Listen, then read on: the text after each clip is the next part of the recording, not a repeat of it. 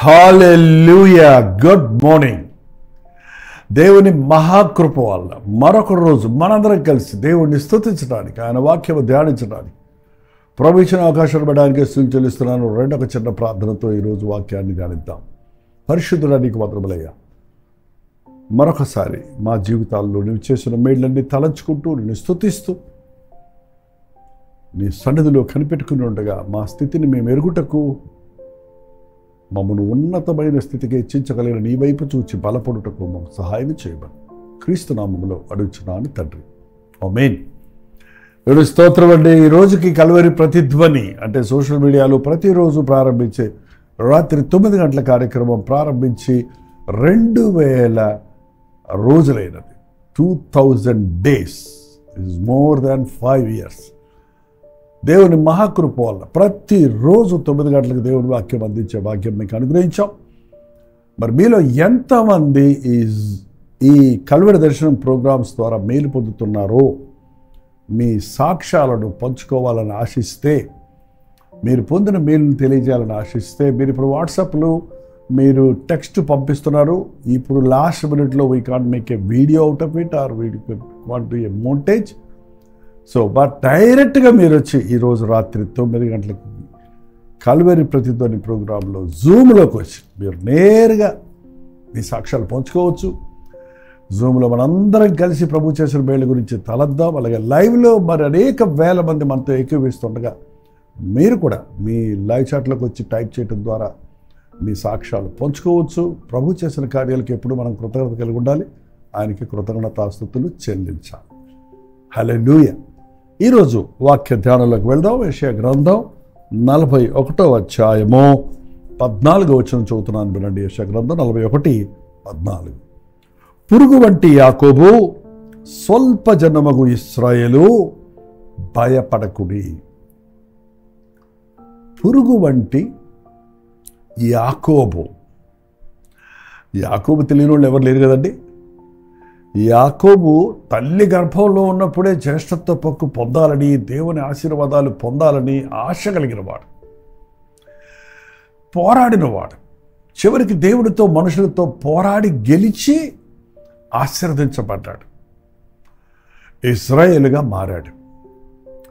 అయినా చాలా కాలం అతని జీవితంలో ఇంకా ఆ వృధాపరుచుకున్న సమయంలో నుండి అవకాశాల్లో నుంచి రెస్టోర్ అవ్వలేదు. ఆయన చెప్పుకోదగినంతగా యాకోబు తన కుటుంబము అప్పటికి అభివృద్ధి పొందలేదు. సో ఆ సమయంలో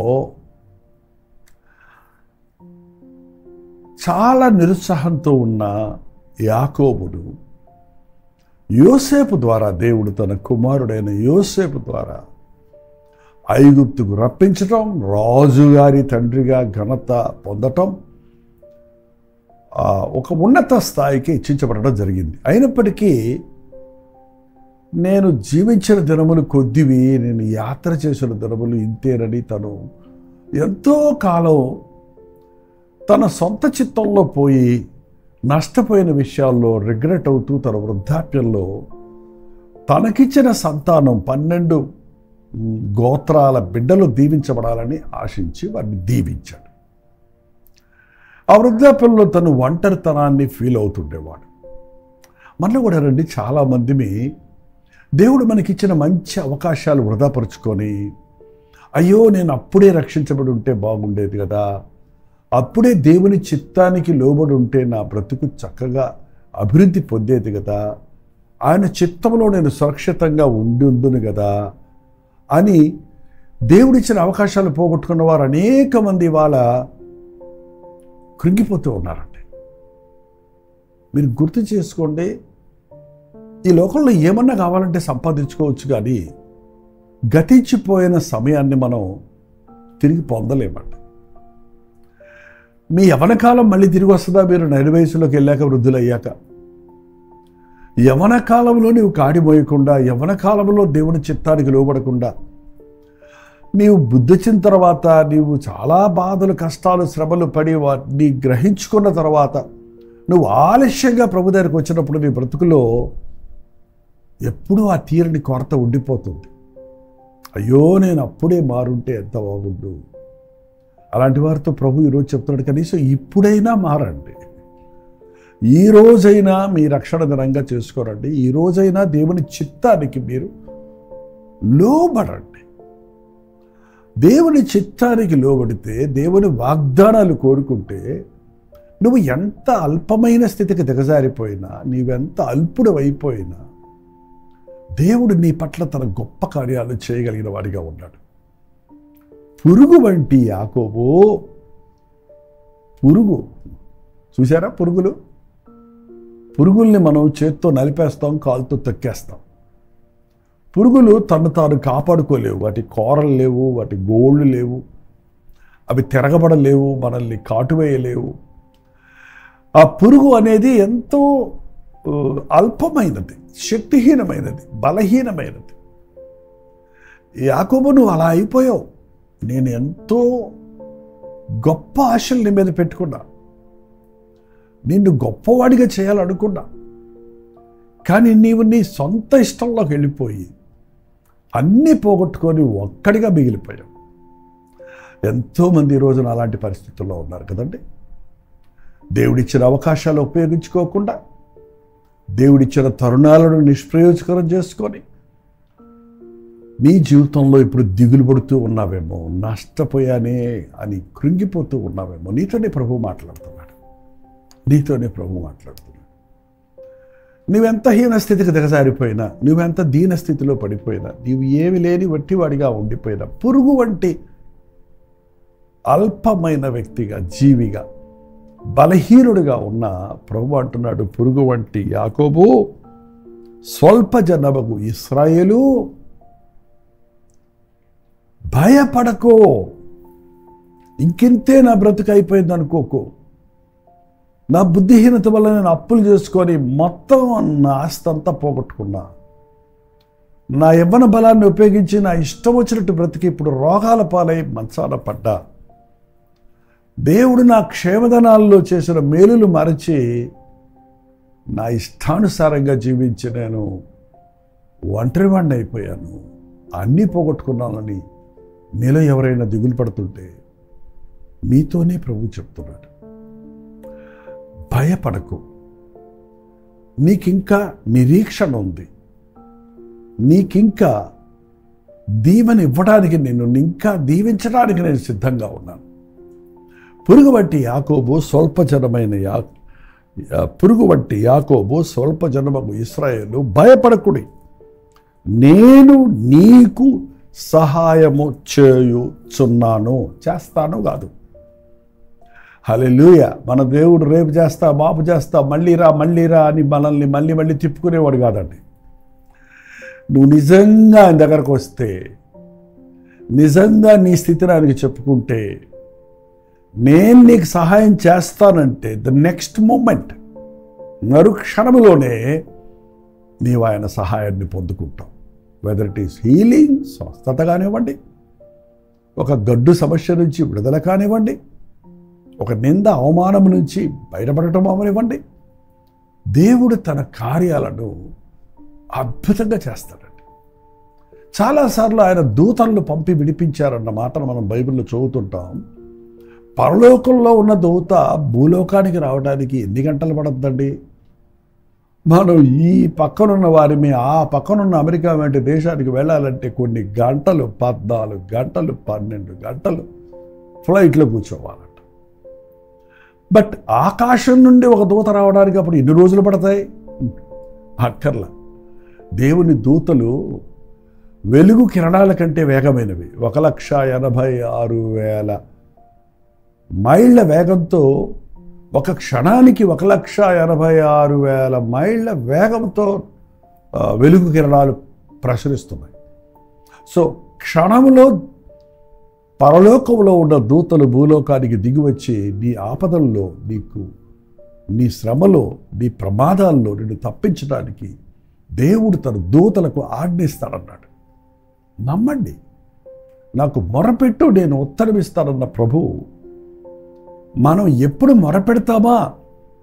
ఎప్పుడు ఫైర్ ఇంజిన్ ఆఫీసులో చూడండి, ఫోన్ కాల్ రింగ్ అయిందంటే వాళ్ళు వెంటనే పరిగెడటానికి అన్ని ట్యాంకులు వాటర్ నింపుకొని డీజిల్ నింపుకొని అలర్ట్గా ఉంటారు.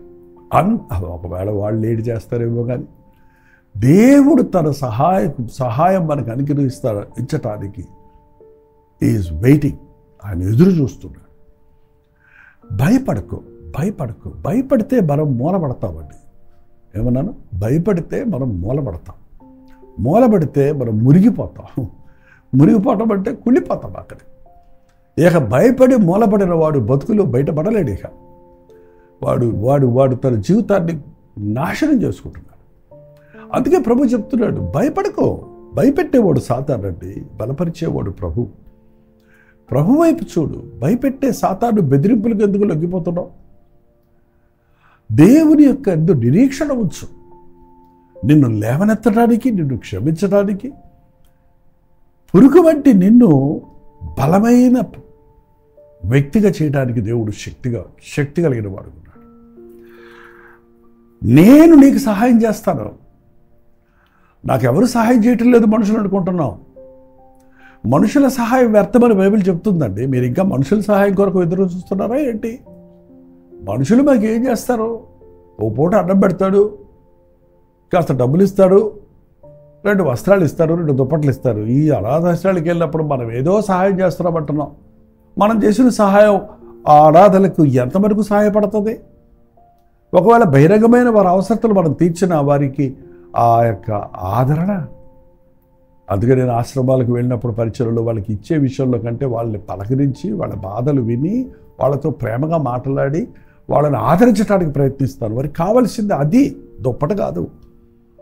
వారి కృంగిపోయిన మనసులకు ధైర్యపరిచేటువంటి, వారిని పట్టించుకునే, ప్రేమించే, ప్రార్థించే వారు ఉన్నారని తెలుసుకోవటం. నేను నీకు సహాయం చేస్తానన్న ప్రభు మనకు సహాయం చేస్తున్నాడు. మనకంటే బలహీనులకు మనం సహాయం చేయవలసి ఉంది. నేను నీకు సహాయం చేసేతను, నీ విమోచకుడు ఇశ్రాయేలు పరిశుద్ధ దేవుడు, నిన్ను విడిపించేవాడు. విమోచకుడు అంటే యూ విల్ బై బ్యాక్. మనం పాపానికి అమ్ముడిపోయాం, సాతానికి అమ్ముడిపోయాం. ఆ రుసుమును మన యొక్క వెల చెల్లించి ప్రభువు మనల్ని విడిపోయి, వెండి బంగారాల వంటి క్షయమైన వస్తువులతో కాదు, తన స్వరక్తం ఇచ్చి మనల్ని విమోచించాడని మీరు గుర్తిస్తే, నేను ఈ బంధకాల్లో ఉన్నానే, ఈ దరిద్రతలో ఉన్నానే, ఈ సాతాను ఉచ్చుల్లో చిక్కుని ఉన్నానే, ఈ వాళ్ళలో పడున్నానే, ఇలాంటి పరిస్థితిలో ఉన్నానని కృంగిపోయేవారలారా, నేను నిన్ను విడిపిస్తా, నేను నీకు సహాయం చేస్తా. హల్లెలూయా. ఈరోజు ఆయన సహాయం కావలసిన వారు ఎలుగెత్తి దేవునికి మొరపెట్టండి. పురుగులాగా బలహీనమైన వారిని ఏం చేస్తారన్నాడు? కక్కులు పెట్టబడి పదురుగల కొత్తదైన నురిపిడి మానుగా నిన్ను నేను నియమించుచున్నాను. పర్వతములను నూర్చుదువు, వాటిని పొడి చేయుదువు, కొండలను పొట్టువలె చేయుదువు. వావ్! పురుగులాగా ఉన్న నువ్వు, కాలి కింద నలిగిపోయే పరిస్థితుల్లో ఉన్న నిన్ను బాగా నురిపిడి పెట్టబడి పదురుగల కొత్తదైన నురిపిడి మ్రానుగా, ఏంటంటే నిన్ను మంచి షార్ప్ పదునైనటువంటి రాళ్లను కూడా పగలగొట్టగలిగిన, కొండలను కూడా నూర్చగలిగిన, కొండలను ముక్కలుగా పౌడర్గా పిండిగా చేయగలిగిన వాడి అయిన పాత్రగా నేను చేస్తాను. దేవుడు నన్ను బలపరచు అంటే, మనం చాలాసార్లు దేవా నన్ను బలపరచు, నా అవసరత తీర్చు అంటే, ఈ పూటకు అన్నం దయచేయి, ఈ పూటకు నాకు విడుదల దయచేయి అన్నట్టు అంటున్నాం. కానీ నువ్వు ఎంత బలహీనుడవైనా దేవుడు నీకు సహాయం చేసినప్పుడు నీ ద్వారా బలమైన కార్యాలు జరిగిస్తాడు. నీ చేత కాదు అనుకున్న కార్యాలకు మించిన అద్భుత కార్యాలు ఆయన బలహీనుల ద్వారా జరిగించడానికి తన శక్తిని మనకిస్తాడు. పౌలు అన్నట్టుగా, నా బలహీనతలలో దేవుని బలము సంపూర్ణమవుతుంది. నన్ను బలపరచు వారిని ద్వారా నేను సమస్తము చేయగలను. నమ్ముదాం. ఒకవేళ మీరు ఒంటరైపోయారేమో, ఆర్థికంగా కృంగిపోయి ఉన్నారేమో, మానసికంగా నలిగిపోయి ఉన్నారేమో, శారీరకంగా రోగాల పాలై ఉన్నారేమో, రకరకాల నిందల అవమానాలతో అందరి చేత చులకన చేయబడిన వ్యక్తిగా ఉన్నారేమో. నీతో నీ ప్రభువు మాట్లాడుతున్నాడు, భయపడకు, నేను నీకు సహాయం చేస్తాను, నేను నీకు తోడై ఉంటాను, నేను నిన్ను బలపరుస్తాను, నేను నిన్ను కొండలను కూడా నలగగొట్టగలిగిన, నీ చుట్టూ ఆవరించి నీకు ఆటంకములు కలుగు చేస్తున్నటువంటి కొండల వంటి పర్వతముల వంటి బంధకముల నుంచి నిన్ను బయటికి రప్పించుటకు, నీ ఎదుట ఉన్న ఇనప గడియలు తెరవబడినట్లుగా, సాతాను సంఖ్యలు విడిపోవనట్లుగా నేను నీకు బలమిస్తానని చెప్పి ప్రభు వాగ్దానం చేస్తున్నాడు. సంసోను తన బలాన్ని పోగొట్టుకొని పురుగు కంటే నీచంగా ఆ దేవాలయంలో, అన్య దేవాలయంలో అపహాసకుల మధ్యలో అల్లాడిపోయాడు. ఒక్కసారి నన్ను జ్ఞాపకం చేసుకోవాలి ప్రార్థన చేసినప్పుడు అతడు ఆ పెద్ద కట్టడం యొక్క స్తంభాల మధ్య నిలబడినప్పుడు ఒక్కసారి 2 స్తంభాలను అలాగా 2 చేతులతో తోసివేసినప్పుడు బలమైన ఆ పెద్ద కట్టడము కుప్పకూలిపోయింది. దేవుడు తన చేతులకున్న సంఖ్యలు కూడా పెట్టుకోలేని పరిస్థితుల్లో ఉన్న సంసోను ఆ భయంకరమైన రాతి కట్టడాలుగా ఉన్న దానిని మట్టిపోలు చేయటానికి, కూలగొట్టడానికి తన శక్తినిచ్చాడు. నీ జీవితంలో ఏ పర్వతములు ఉన్నవో, ఏ ఆటంకములు ఉన్నవో, ఇది వల్ల కాదు నా వల్ల దేనికి కృంగిపోతున్నావో కానీ ఈరోజు ప్రభు నేను నీకు సహాయం చేస్తాను, నిన్ను పదును పెడతాను, నేను నిన్ను నీ ద్వారా నీ శత్రువును నువ్వు జయించేటట్టుగా నేను నా శక్తిని ఇస్తానంటున్నాడు. నమ్ముదామా? ప్రార్థన. పరిశుద్ధుడా, నీకు వందనములయ్యా. ఇంకా నా జీవితం అయిపోయింది, ఇంకా నా బ్రతికింతే, ఇంకా నేను ఎందుకు పనికొస్తాను, ఇంకా నాకెవరున్నారు, ఇక నేనేం చేయగలను, నా చుట్టూ శోధనలు ఉన్నాయి, నా చుట్టూ పోరాటములు ఉన్నాయి, నా చుట్టూ సమస్యలు పర్వతంలో నిలబడ్డాయి, నేనే భక్తిహీనుడను, శక్తిహీనుడను అని కృంగిపోతున్న ప్రతి ఒక్కరిని ఈ సమయంలో చూడయ్యా. పురుగు వంటి యాకోబు, స్వల్పజనమైన ఇశ్రాయేలు, నేను నీకు సహాయం చేస్తున్న మాట ఈరోజు నాతోనే నీవు చెప్తున్నామని మేము ఒక్కొక్కరము నమ్ముటకు, నీ సహాయం వలన నీ నామానికి మహిమ వచ్చే కార్యాలు మా ద్వారా జరుగునట్లు మమ్మల్ని మేము నీకు అప్పగించుకున్నట్టుకు సహాయం చేయమని క్రీస్తు నామములో అడుగుచున్నాను తండ్రి. ఆమేన్. మన తండ్రి అయిన దేవుని యొక్క ప్రేమయు, కుమారుడైన క్రీస్తు యొక్క కృపయు, ఆదరణకర్త అయిన పరిశుద్ధాత్మ యొక్క సహవాసములు కూడి వచ్చిన మనందరికీ ఇప్పుడును సదాకాలమును తోడై ఉండును గాక. ఆమేన్.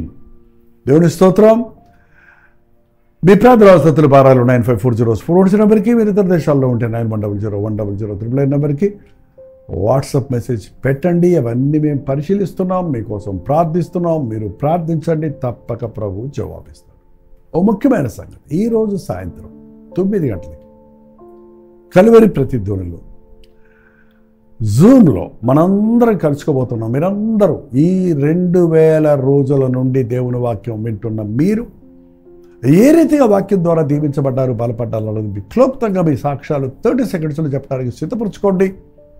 ఎంతమందికి వీలైతే అంతమందికి జూమ్లో చేరవచ్చిన వాళ్ళందరికీ అవకాశం ఇవ్వబడుతుంది కనుక as many as you can, please join. We may extend the time up to 10:30 or 11, even 11. So there will be ample of time.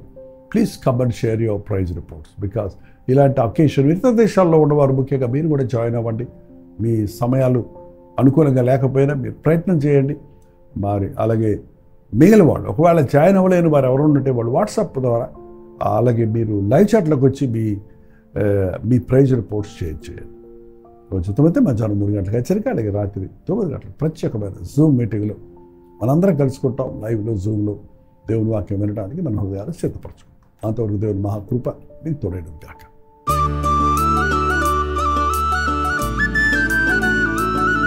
ఈ పరిచయలో మీరు పాలిభాగస్తులై ఉండాలని ఆశిస్తే, ప్రభువును ప్రేరేపించిన కానుకలు పంపాలని ఆశిస్తే, మీ కానుకలు పంపడానికి QR code, bank account number screen మీద డిస్ప్లే చేస్తున్నారు.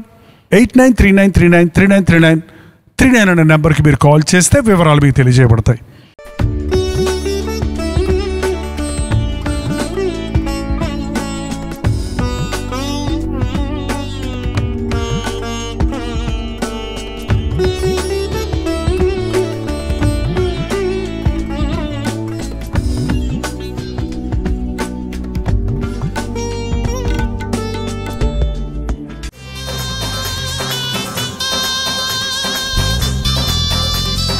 ముంబై పరిసర ప్రాంతాల్లో ఉన్న వారికి శుభవార్త.